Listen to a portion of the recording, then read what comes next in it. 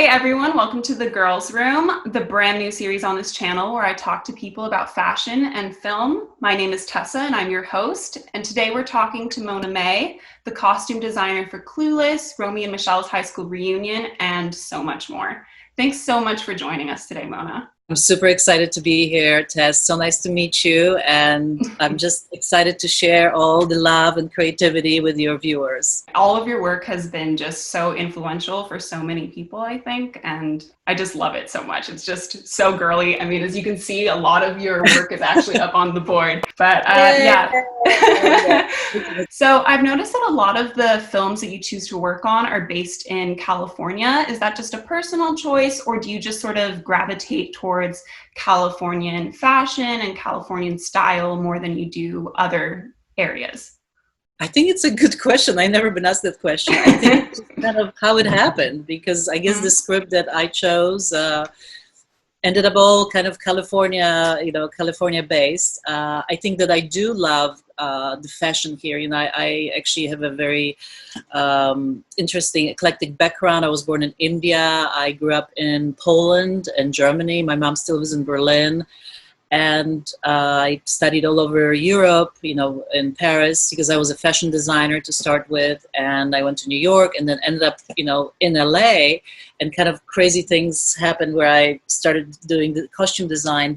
I just love this energy here, of California. It's like the sun, the colors of the flowers and the greenery, maybe it's something of my being a baby in India, really kind of connecting to the colors, so that excited me. And I think that's something that's really has formed how I see things and how I express myself. Color is a really big part in my film. So I think it's kind of like everything converged, and it ended up being here in California. The colors that you use is always very bright, very cinematic, even in men's clothing, which usually people tend to be like browns, whites, blacks, that's about it. Your work, you do blues, you do reds for men, and then women, of course, you just use every color on the spectrum, basically. Yeah, and it's, to me, color is energy, and I do meditation. I'm a spiritual person. I feel that color really has true energy. When we see a red, it's kind of it makes us feel more energized. And we see yellow, it's kind of like very opening. And when it's blue, maybe we can be more quiet. When it's black, we can kind of feel that energy of like pulling us down. So I think that I'm like a painter, but in a different way. I paint on screen, and really clothes are like my paintbrush, where I can really express that. And I think that a lot of my films really express the character's feeling through the color. We can talk about later how in Clueless, I chose the yellow suit for Alicia Silverstone, and it was very interesting because the whole idea was first days of school. We came kind of about the plaid suit was schoolgirl, plaid skirt, uniform, but then what would Cher do, in her fabulous international high fashion way. So it was a plaid suit. I went and looked for some. We found different colors like blue and a red one, and then I found the yellow one. And not till we had the fitting with Alicia, we knew that we had to think of, she's outside, first day of school, a lot of people crossing, was at the quad, a lot of greenery behind her, so she had to pop. We knew that. But I was kind of thinking the blue is going to be beautiful because she has blonde hair. It's going to be just kind of the right prettiness. And when she put it on, it was gorgeous, but it kind of was flat. She put the red one on, and it was almost too much, like she's trying too hard. Here I am. And I tell you, the moment she put the yellow one, it was just the perfect thing. We all looked at each other. We almost had when you get the goosebumps. The goosebumps, right? It was perfect because it was like the ray of sunshine. It was just, she's going to just glow in that scene. And look at the energy of that yellow suit, what has happened over the years. It's like one of the most memorable things from the movie. I mean, countless collections based on that. Halloween costumes. So it really is kind of working with all of it, like, what's in the script, who is the actor, what does the director want, specifically in that scene, where we are, location-wise. So all of this have to kind of converge. And that's really what costume design does, designer does. It really is kind of bringing all the elements together. So it's not just putting clothes on or choosing what the outfit is, but it really is, number one, working with the script, so seeing what the story is, what the characters do, what is the arc of the characters, like Never Been Kissed is such a great example of that, because you see her in the beginning like very kind of, meek, and she's kind of ugly in her little clothes with, terrible hair. And then she kind of has to go undercover and goes to high school, but then she misses the point, and she's kind of like, what are you thinking that's cool? Wearing white bow and white jean and crazy lemon bag on the first day. And then you kind of see her change through the movie as she's learning who she is, and toward the end, you see the complete arc of her finding herself, who she is. She's now empowered to be herself. And she has this most beautiful pink chiffon dress that we designed for Drew Barrymore, that I designed for Drew Barrymore, with a ruffle, kind of a lower neckline, so it's more sexy than we've ever seen her in a movie. Feminine, the little cup sleeves. It's just like the most beautiful, angelic thing.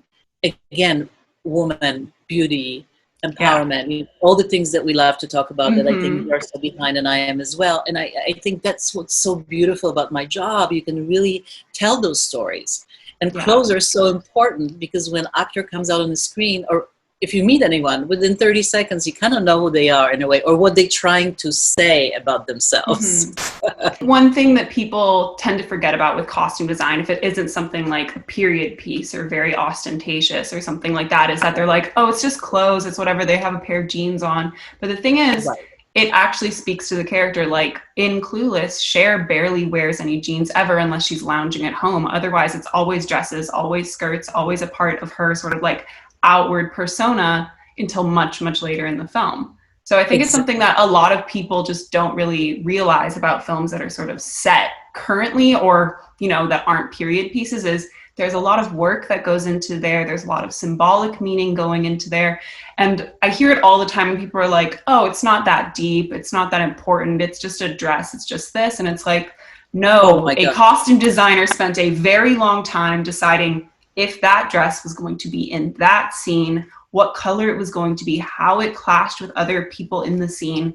It's just so much more than there's something on the rack, let's grab it, she fits it, go put her on the, like, in front of the camera. That's not how it works at all. Totally.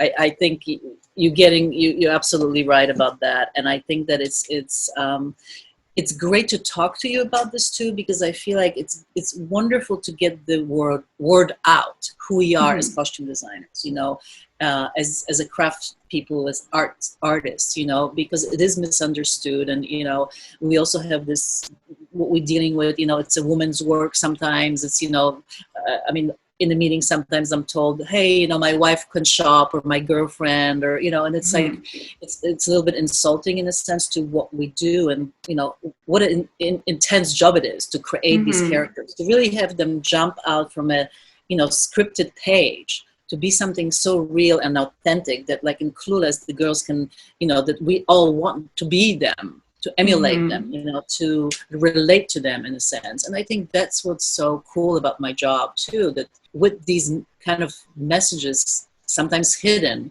you understand really what's happening in the psyche of the character. We have a series on the channel where it's just every single outfit this character wears in the movie. And in Clueless especially, which is one that I'm working on, it's just, I think something that a lot of people just never really notice when they watch Clueless for the first time is that the characters' outfits segue from the fall semester to the spring semester, where it's like, oh, the reds and the greens and the fall colors are all coming out. And then obviously the Christmas party. And then all of a sudden it's pastels everywhere, greens and pinks and just all that stuff. And it was something that as I'm editing the video, it's like, it's very clear the transition between autumn and spring. Whereas if you're just watching the movie, it's just like, because it's California, there's no real seasons, right? So it's hard to tell, is this winter? Is this summer?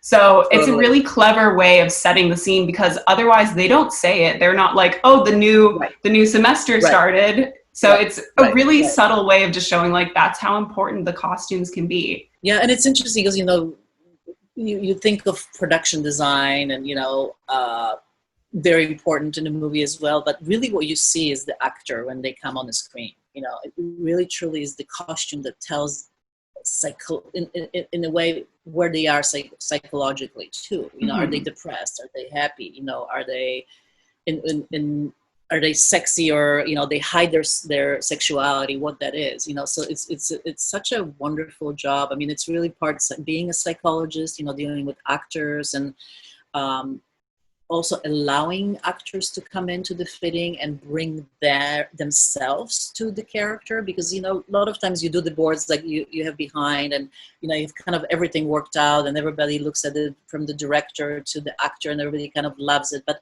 really not till you get into the fitting room when the true magic happens, because so it's such a collaborative I think medium, film, you know, and design. I have the director vision right here next to me. You know, I have the actor that I am working with so closely in creating this kind of journey.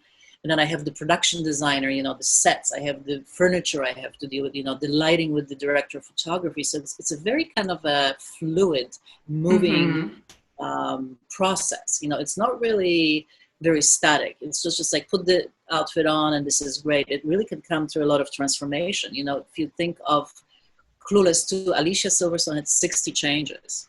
Yeah, there's a lot. I'm counting through them. I'm like, oh, there's quite a few. Right. So, you know, imagine I have to take all the fitting and photos and then figure out which outfit goes to which scene. What is the best journey? You know, when this should happen, when she maybe opens up, when you know, she should be sad, like when she's walking, you know, by the fountain, she's in a more like a gray silver, an amazing outfit, right? Though. And it's like, you know, you're drawn to kind of her more than the outfit. The outfit is quiet. So that's just so much fun, you know. Really I love that about what I do. And when I see the end product, it's just such joy, you know, to see really this hard work, you know. I mean, for Alicia Silverstone to be in fittings, to get the 60 changes, put on and take off, and this is not good, this is too tight, this is, you know, I mean, it's a lot of work for those actors. And Alicia was very young, you know, she was 18 years old. She's never done a movie. She was kind of a hippie girl, you know. I love that she's such a huge, you know, influence now on being vegan, and but it was all in her. She was kind of the young activist of the future. And it was beautiful, but she really had to learn about the clothes, how to wear them, what means designer clothes. You know, the whole line of clothes are so binding. Where it's like, it's an Alaya. Especially during that time, nobody really, unless you were very into fashion, knew, like an average high schooler wouldn't know who Alaya was. We just Alaya to the world. Yeah, so it was really just iconic. Actually, speaking of which, so you've worked with actresses on numerous occasions. So obviously you worked with Alicia Silverstone, Drew Barrymore, and even Eliza Donovan, who plays Amber. Yes. You worked with her again at Night at the Roxbury. So as you get to know these actors sort of more closely and outside of their character, do you find it more or less difficult to dress them for that character? Because obviously Drew Barrymore has played so many different characters in roles that you dressed her for. So much easier because you have a shorthand, you know each other. I mean, I think and that's, we gravitate to each other to work together too, because I mean, when Drew asked me to do Santa Clarita Diet, you know, which was a Netflix TV show, I mean, it was so cool that we got to collaborate again after so many years. Now she's grown up. She's had 2 kids, a different body. You know, she's older, but we have the trust. And she also knows what I can bring, and that I will make her look amazing for that character, that I will think of her body shapes, that I will, you know, hide what has to be hidden and expose maybe what, you know, is fabulous about her body. So it's a trust too. You know, you have to have a lot of trust, because imagine going in front of a stranger and having to take your clothes off and try stuff. It's a scary thing. And then obviously, then you're going to be in front of millions of people later in that outfit. So it's obviously you have to feel good in some way, or else it's like, I don't feel like I look good. I don't feel comfortable. Yeah, and then that'll like go onto screen. Correct. You have to walk onto the set, be like 1000%. I feel great. I am the character. I'm embodied. That outfit helps me be that character, informs me what that character is. So yeah, it's really great to work with these ladies, you know, again and again, and just still have relationships. I met close friends with Alicia. We text each other. She's always like, should I wear this dress to red carpet or this one, you know? There's some future projects that we'll be doing as well together. So it's a great, it's very similar to with a director. Mm-hmm. Like Emmy Heckling, I've done many movies with her.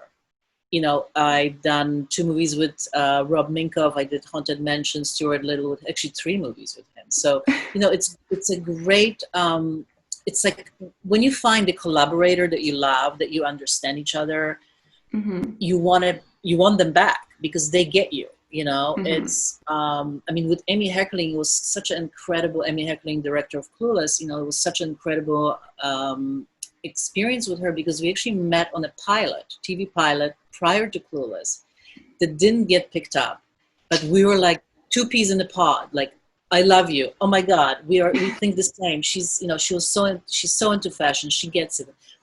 I came from Europe, so I kind of have a very different European point of view on things. And she loved it. So it was an amazing, immediate, magic. And when she wrote Clueless, she called me and said, you are the girl. I really want you to do the film because you have the exact style. You have the exact kind of point of view and understand that we have to take it to very European high fashion. It has to be influenced by runways. Nothing on the floor. The grunge kids in high school are not really what we want to do. Mm. And, part of, I think, success of Clueless was that I had such a collaborator. I had somebody who said, oh my God, this is great. And, this is pre-computers, everybody. There was no computers. Yeah. There was no style.com. No online ordering, nothing coming to your door. These big books, and see all the runway shows in Europe and figure out, what really works.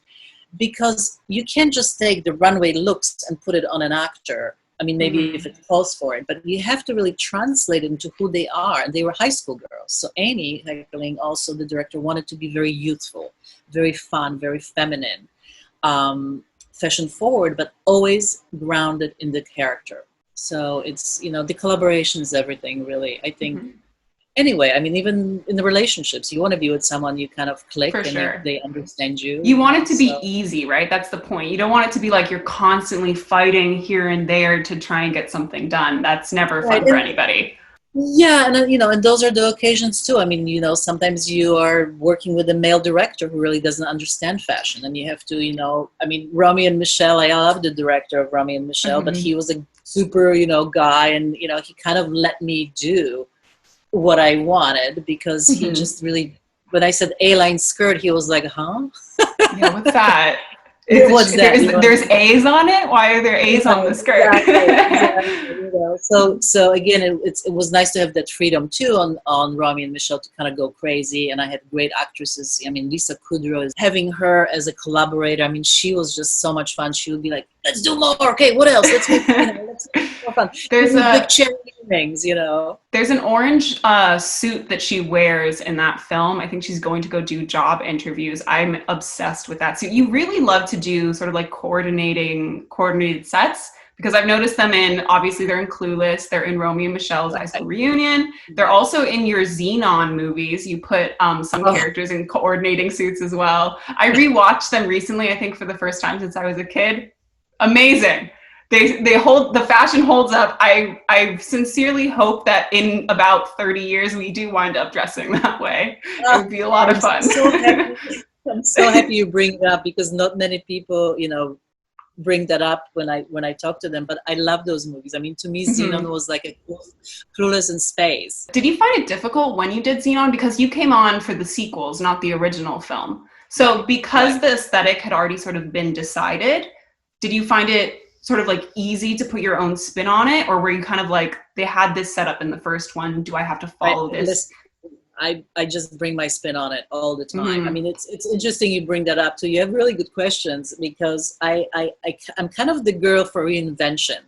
I did Stuart Little 2. So they actually did Stuart Little 1 and the movie was super successful. Everybody believed that, the mouse now can live with the humans and all this stuff. So when I came to interview for Stuart Little 2 for the sequel, I actually brought drawings of Stuart in like Prada suit, skateboarding.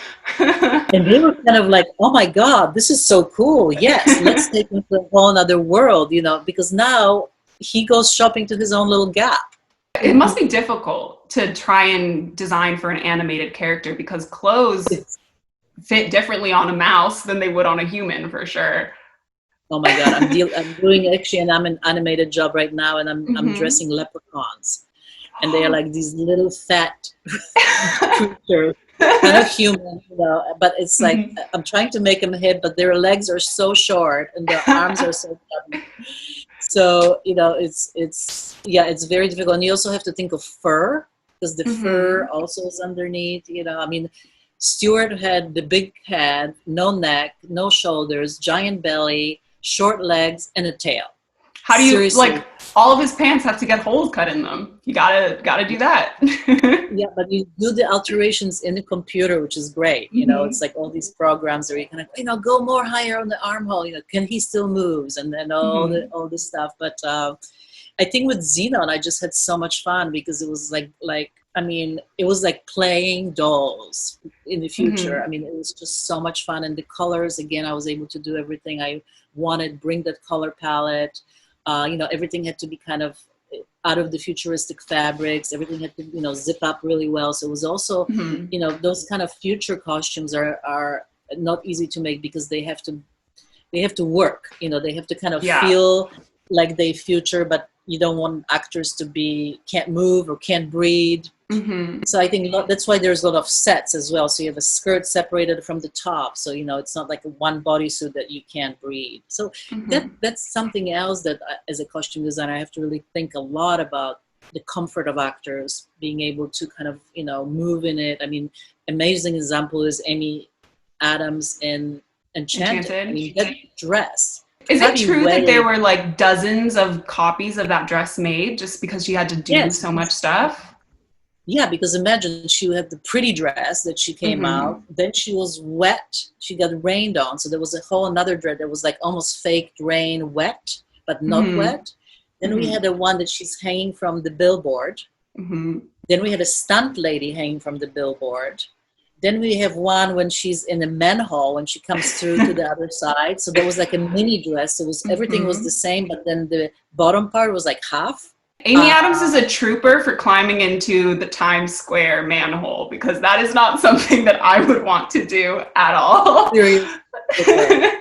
And wearing the dress too, because it was a very bouncy, heavy skirt with, Mm-hmm. big wire hoop with many 200 yards of fabrics on it. But I designed it also very cleverly. So you have the dress with the overlay, but the Mm-hmm. skirt and the poof and all the ruffles were separated. So we could almost like just take that off in between takes, and when she had to rest. So she's almost wearing the bustier and kind of the overlay. And then we could Mm. put the skirt back on because we had to have like a little stool for her to sit over to rest. Oh, poor thing. Going to the Oh. bathroom. So, speaking of Xenon, I've noticed that a lot of your work tends to sort of have 60s elements and also 80s elements. Is that just because those are periods of time that you enjoyed in fashion? I don't really think it's conscious. Mm. I don't really think that I think I like 60s or I like 80s or, I think it's just kind of what is in me and what I gravitate to. I think that Mm-hmm. what I gravitate to is really the right shapes, the shapes that Mm-hmm. really are great for girl bodies, and I think you see that in Clueless. I mean, everything is the perfect cap sleeve, the perfect, empire dress, the perfect A-line skirt. And I think that's kind of what I do very successfully in all movies. And I think that's why I'm always called to do the female driven, films, Mm-hmm. because I'm so aware of it and I'm good at bringing the best, and I think that maybe it's just the shapes that I like. I think the shapes that really work, that really are kind of, help us look better in a Mm-hmm. sense. So I don't think it's really, I think of it as a period and I'm picking something. It's really something that I feel it's right. And I love the certain shapes, and I'm attracted Mm-hmm. to them. And I think they are successful work. And a lot of girls that I work with, be it Mm-hmm. every shape. Um, and I think that's also part of why Clueless is still relevant and it stood the test of time, because I think the shapes are almost like classic. So, Anonymous is what their name was on YouTube. They asked, how would you dress Clueless if it were set today? So, you did mention that it was timeless. Would you pretty much not change anything?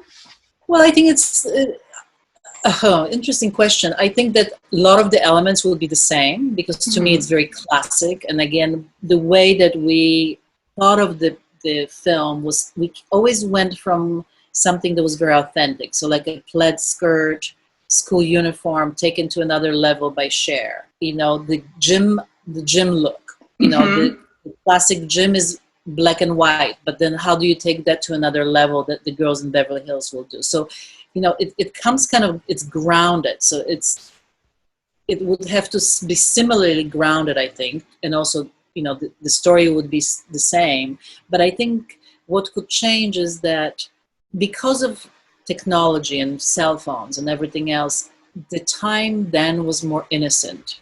A little bit like, you know, we were not bombarded. We didn't know everything. It would be interesting to approach it. I don't really know. I'd have to really think about it, how much I would change. I mean, I would love to keep it innocent and beautiful like that, but I don't know if I could without looking fake.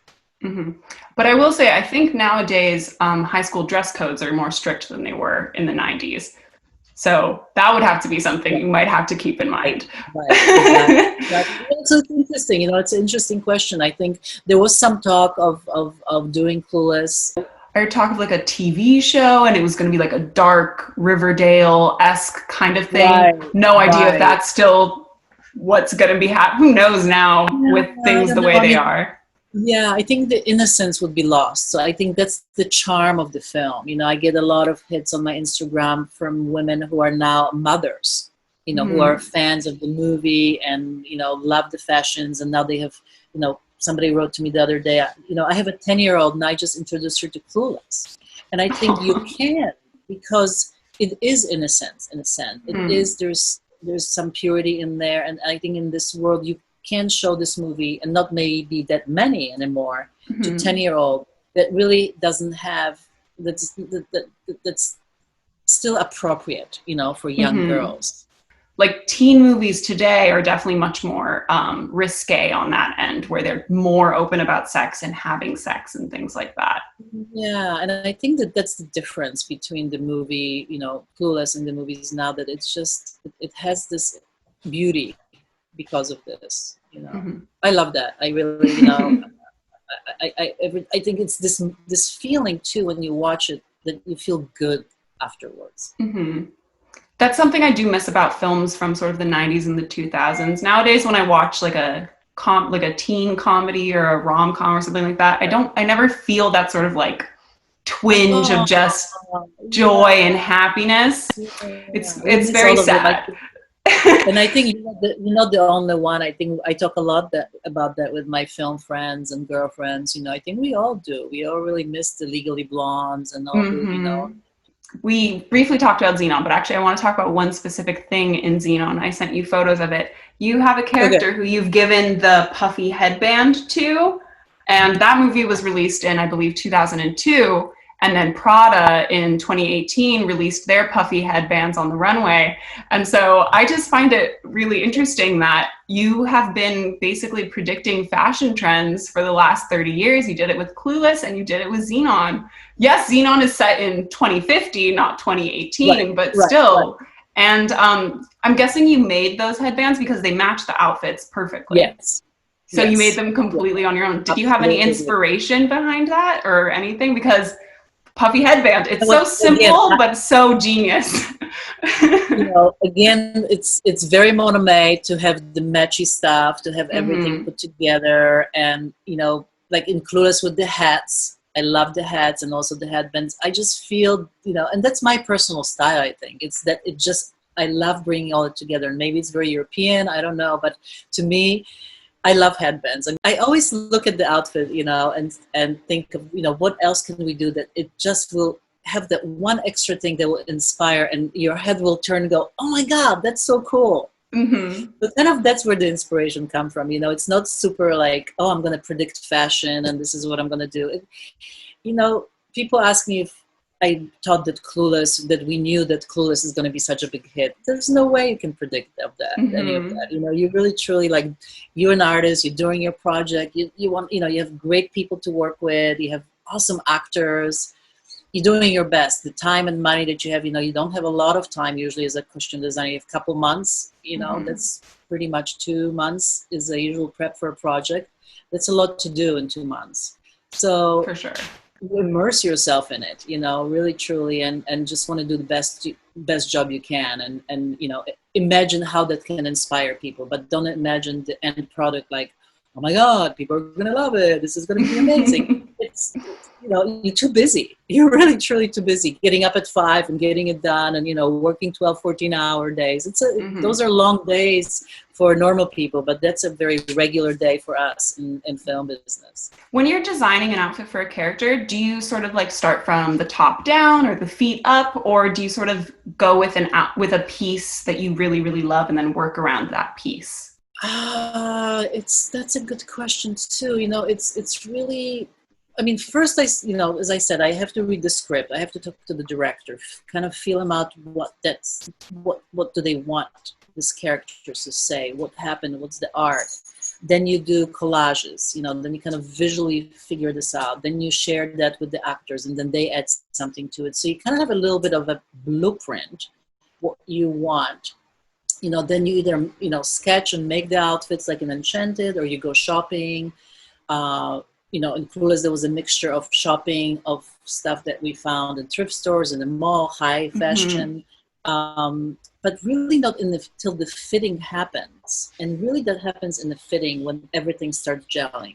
I can't predict that piece, skirt, top, jacket, headband that I put together for the fitting, it's actually going to work. So a lot of times in the fitting, things change, and then you go, oh, well, that doesn't work, but where are my headbands? And then I put that one. It's very much like it's magical. It's process. It really doesn't it's not like, okay, here's the outfit, put it on, it's perfect. Put the outfit and let's see, okay, this skirt doesn't work, it's too tight, or these jeans are really too casual. Okay, what if we put the white jeans with that? And then, oh, what about that lemon bag? And if we put the boa, it's perfect. It's over the top. Yes. I think boas are about to come back, by the way. I think people are going to be wearing them sometime soon. So Never Been Kissed. Everyone always talks about Drew Barrymore in that movie, but I actually gravitate towards the popular girls and their outfits. That's Jessica Alba and Marley Shelton and Jordan Ladd. So those are the three mean girls. And I think, again, it's just an ode to your genius. Is the three girls, even though they're like a trio, they're a package deal, they all have very distinct styles. So, Jessica Alba's character is much more sort of like skimpy clothing, a little bit more tight, a little bit more revealing, whereas Marley Shelton's is much more hyper feminine, girly, a lot of pinks, a lot of blues, and then Jordan's are like sporty and edgy. So I think it's like a really subtle way to be like, yes, these girls are together and hang out together and are pretty much the same, but they don't dress the same because girls don't always dress the same. And I think that's really important, creating a character. Going back kind of to the costume designer's job, it's creating the characters, really finding out who these girls are. If you look at House Bunny, there were 7 girls. Yes. And they all had to have very unique personalities. Exactly. So the scene of them walking is amazing. It's amazing. It's something I just remember so vividly from that movie, is just all of them in slow motion walking across campus. It's a beautiful shot. So I think that Anna Faris's character in that movie is probably your character that you dressed for that has worn the least amount of clothing. I can't think of anyone who dresses more skimpy, but I don't find it I don't find it cheap. It seems very cute in a way, which is a little bit odd because she's not wearing much. But I think it's because you use so many cute colors and there's sequins and things like that. It's interesting. That was also in Romy and Michelle, because they were adult girls and sexy girls and they wanted to, go out and get guys. But I think it's something that I do very well. I think that's something that I have a specific talent for, I think, to make things not cheap, cheesy, or kind of that I can even make Playboy Bunny cute in a way. And I think that's something that I innately do, and that's kind of why I get calls for these jobs, because it's so easy to go the other way. It's very, very, I think, fine line of kind of doing it. We wanted the character to be really loving, you know. We didn't want her to be just kind of like the other girl that she was hanging out with, you know, kind of oversex and bitchy. You know, she had such a good heart. I think she was kind of lost in a way. And it was really important to create that feeling about her, you know. So you kind of really, again, when she had her own arc, learning who she is. I'm a girly girl. In all my movies, it's all about girly girl. Yeah, I think that's the thing. That's something that I really miss, is just like the hyper femininity of the 2000s. Is just like movies like Legally Blonde, movies like Mean Girls, just all of these very, very girly movies, but then they're not shallow or just, you know, just one dimensional.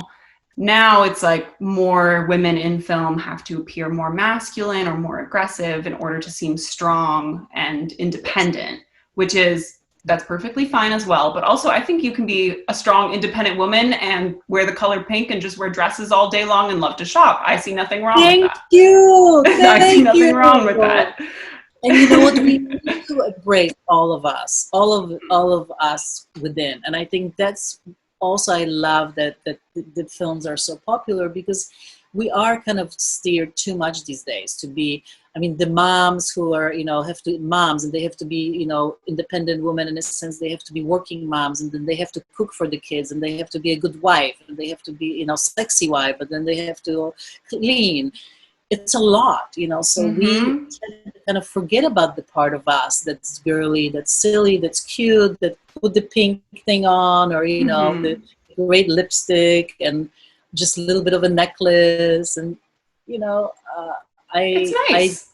yeah, and I want to give that to women always. And it's okay also not to be perfect, you know, and I think that's why, like Drew Barrymore and girls like that, and actresses who really can be okay with their body shape and who they are. And, you know, no one is perfect. You think that people are perfect. Believe me, when they come into my room for a fitting, they're not perfect. And they're wearing Spanx, and they're wearing this, and they're wearing push-up bras, and they're wearing this, then they get the makeup and hair.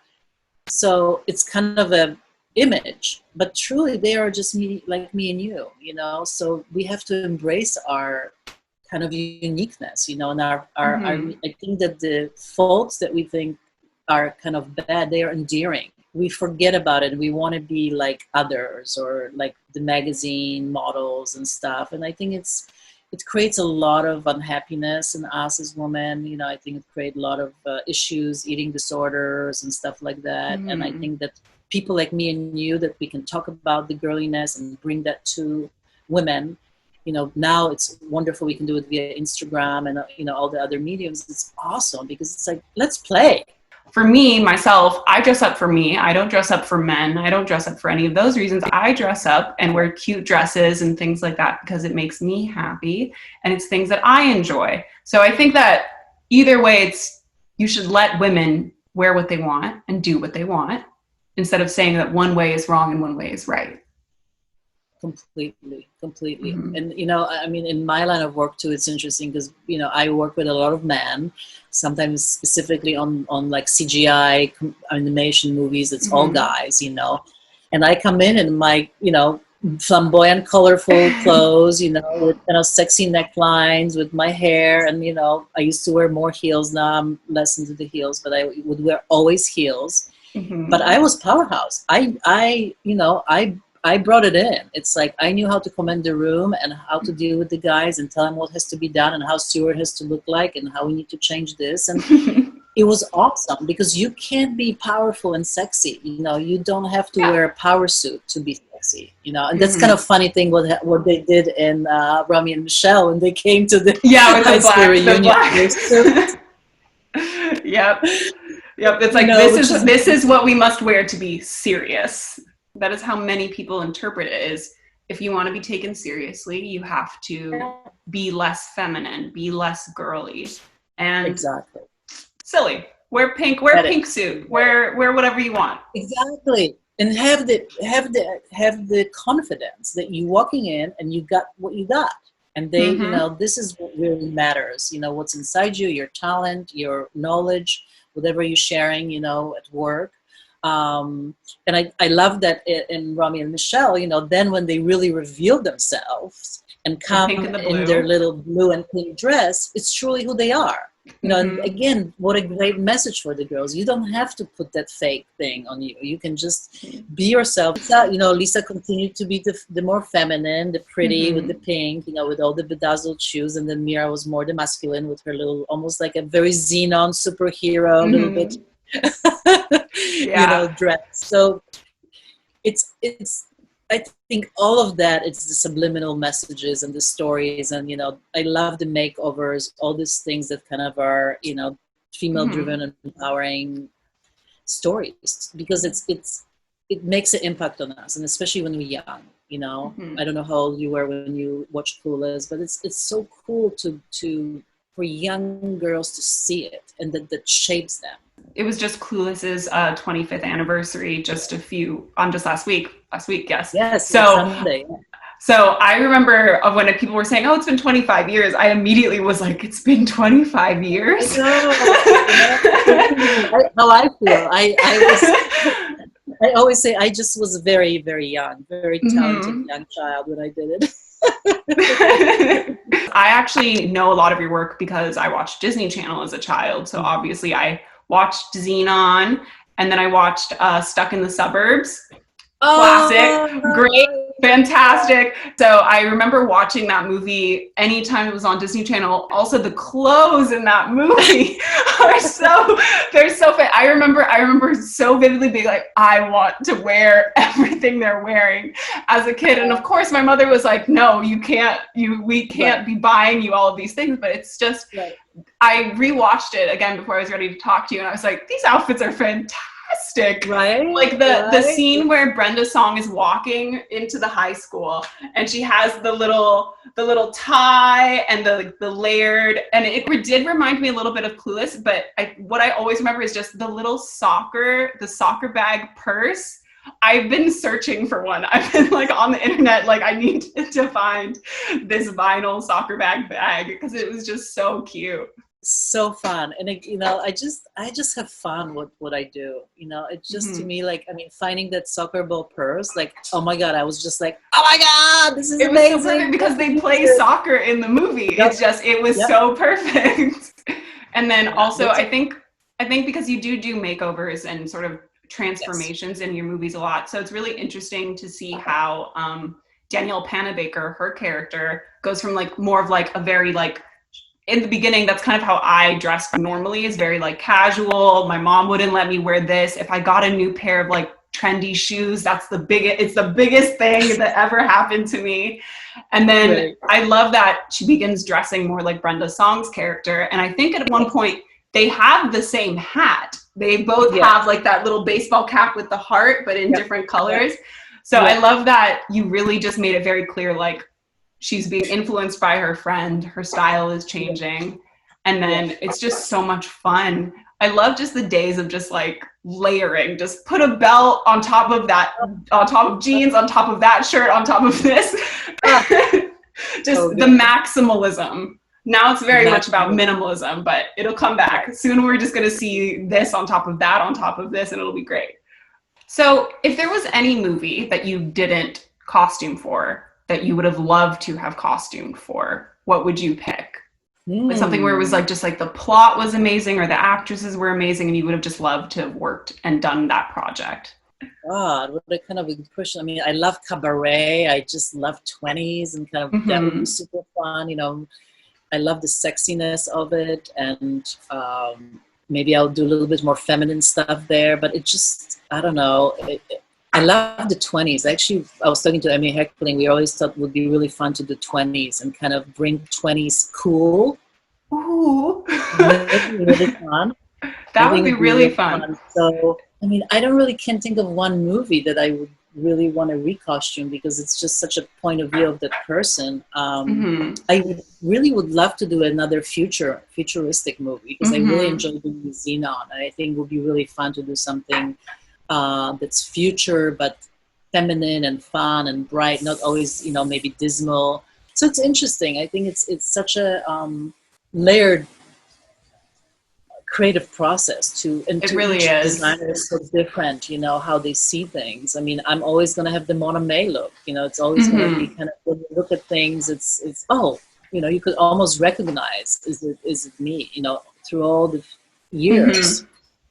Because I have kind of like a signature with color, I have signature with the girliness.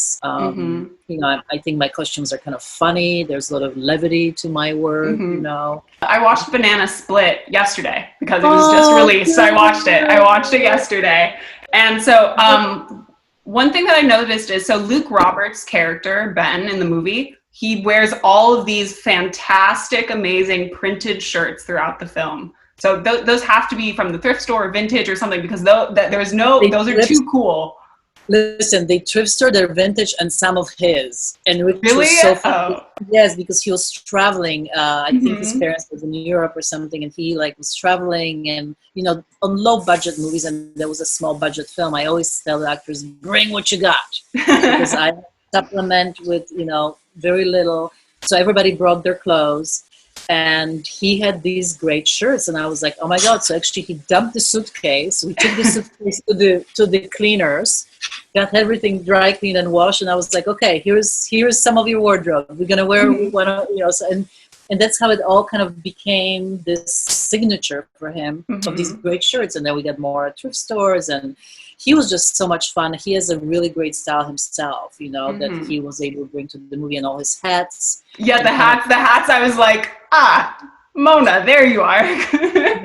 But there was also him too, you know. It's really like he loves hats. We were kind of always trading hat stories and, you know, wanting to see each other hats. But all the characters actually brought their own, all the actors actually brought their own clothes. I was like, you gotta bring stuff. I mean, there's so many changes too in this movie. Yeah, because it goes through a lot. Yeah, like, I recall like maybe in the first minute of the movie, there's like 15 or 20 different scenes happening. Yeah. I think Hannah Mark's character had like 60 changes too. Some of them from her closet. You got to do what you got to do. What you gotta do, you know, seriously. I mean, I think that's what makes it fun. I mean, in Clueless also, you know, what was very fresh at the time in the 90s, people didn't dress the way they do now. People dressed high fashion, people dressed kind of from thrift stores, or the grunge, or maybe they went to the mall. But they didn't really do the high-low as we do now. You know, you don't have the Balenciaga purse and the ripped jeans and then some kind of expensive top. So that was also something very fresh and cool as I was able to bring, kind of mix the high and low. I mean, Dion's character, she had, you know, Dolce & Gabbana top, but then she had 50s furs, then she had the knee-highs, you know, funky stuff from a thrift store. So it was very much of a mixture. And I think that was also very fresh when Clueless came out. You know, people really didn't do that. It had kind of more of a global point of view, you know. I don't know. I feel that kind of always I bring the timelessness to things, you know, that we are not, I mean, we are 90s, but we are not stuck in 90s. So right now we're going to do just a quick little rapid fire round. So I'll give you two options, and then you just pick the one that you prefer. Stripes or spots? Oh, I can't pick. I love both. I mean, polka dot or stripe? I mean, maybe polka dot. Hey, I love polka dot. Okay, so black or white? Oh, they're tough. White is a very hard color to wear, and black is slimming. So maybe black, just because it's slimming. Not my favorite color. Don't use it a lot in my movies. Okay, hot pink or baby pink? Hot pink. Hot the pink? Energy of hot pink is beautiful. I thought so. It's great. It's like, immediately eye-catching. Yes. Oh. So flats or heels? Heels. I mean, the leg, a woman's leg in a heel is gorgeous. I mean, like, So stockings or socks? Over the knee, thigh highs, socks, knee highs, forever. Leather or lace? Why not both? I mean, good question. Why not both? But you have to pick. Lace. Lace? Mini or maxi? I think I know your answer. Of course. Any other answer, I would have been surprised.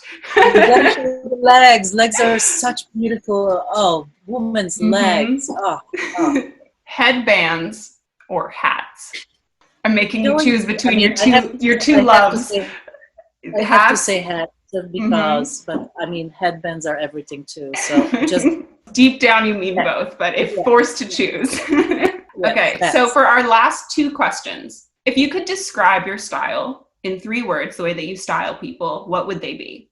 feminine, Mm-hmm. empowering, Mm-hmm. joyful. If there were 3 things that you think every woman should have in her wardrobe, what do you think they should be? I think a beautiful dress, be it spaghetti strap or little cup sleeve or 3/4, depending on your arms, but like with a beautiful neckline, again, depending of your bust and preference, but something very feminine dress that really you feel awesome in, that you can go on a date or you can go outside in the park with the flats, something very effortless, that just makes you feel really good, that maybe hides the things you don't like, but shows off the things you do. Could be short for the girls who have great legs, could be a little knee length for the girls that maybe want to hide something. I think a great jacket, always like I have this red jean jacket that I love, that I just throw on everything, and it's super fun. So I think that a piece like that, it could be also a really great cardigan or something that just kind of you throw over things that really fits you well, that's more like on the smaller side, that kind of contours your body a little bit. It's not too long, but not too short. Again, just kind of right for your body shape. And I think, then it's they're a great pair of pants, like a really cool pair of slacks. Like I love wearing like kind of a boyfriend slacks, could be Mm-hmm. that, or skinny jeans could be great. Or, I mean, skirts are kind of hard. I love A-line skirt forever, but it's kind of maybe very youthful, so it doesn't work on everybody. I think at a certain age, maybe you have to stop wearing little A-line short skirts. So, Mm-hmm. a good pair of pants is always good, and not jeans, something that just, I mean, I have 3 pairs of red pants because, again, I love red. So like Mm-hmm. anytime I put them on and I put a little t-shirt, I'm more put together. I feel like Mm-hmm. there's a statement. So I think everything that you have should have a little bit more um, statement piece, be it a color or a better fabric, because I think that we get kind of stuck in the rut of like just the casualness, the jeans, or the just the regular t-shirt. So even if you have a t-shirt that's just a white and black stripes, it already gives you a little bit, and then you put the red jacket, so you have a little bit more of like Mm-hmm. it's a it's Fun. not that it It's has like to a pop. be, it's a pop, yeah. So I think also the overall thing would be color, so really Mm-hmm. bring color to your wardrobe, and something that maybe you can learn, like what is your skin tone, what would look good on you. Maybe you are like, they used to have the autumn, fall, spring, Mm-hmm. summer kind of things. Are you more, Yeah. do you have more yellow in your skin, or do you have more pink in your skin, and kind of how to, that would be a really cool thing to teach women as well, what looks Mm-hmm. good, and what is your kind of body shape, what is good for you. And I think always embracing who you are, always Mm-hmm. embracing your shape, and not really finding really that spark that shines, that you can show yourself through, and I think clothes again can be really that medium that really you can dress up and go and be like, here I am, look at Yeah. me, with my kind of, size 18, I'm looking good, I'm feeling good, and this is Mm-hmm. me, with a big smile. And I think that really is not just the clothes, but it's also what we have to look inside. We have to Mm-hmm. find it. And I think in this world we live in, it's hard. We are bombarded with kind of a lot of negativity and harsh stuff that's on the outside. So, Mm-hmm. it really is going inside. It's meditation. It's really finding who we are uh, on the inside, and expressing that, because I think we have to bring the joy to the world. And if each one Mm-hmm. of us can bring the joy, and this is kind of what I try to do with my film, bring the joy, bring something that Mm-hmm. makes girls feel good. Because when you, like you said, when you watch the movie, you feel good, and you can come out and then you can share that. That's like Mm-hmm. uplifting. And I think that's what we need so much of, and I hope that I get to design till I'm, 85, and I can still inspire. And that I hope that, with people like you, I can talk to, and I can inspire your viewers, and, Mm-hmm. get more Instagram people together, and, just spread this really great message. because we need it, you know. And I'm so happy to talk to you and just give you time, and to your viewers, you know, I'm always available. They can reach me on, you know, at It's Modern May Instagram. I always open to questions. You know, I would love to do more of this. If there's any other thing that your viewers would like to hear or see, you know, I'm happy to come back. This is what brings me joy, you know, to share this message, to share who I am. And, you know, it's been a lot of years, a lot of hard work, and this is awesome to kind of be able to share this. Yeah. Thank you so much today for talking to me, and I'm sure my viewers really appreciate it as well. For those of you watching, don't forget to follow her at It's Mona May on Instagram, and her new movie is now on Netflix. So don't forget to watch it. It's called Banana Split. So thanks again, Mona. I really, really appreciate it. Thank you. Bye, everyone. Ciao. Bye, Tess. Bye.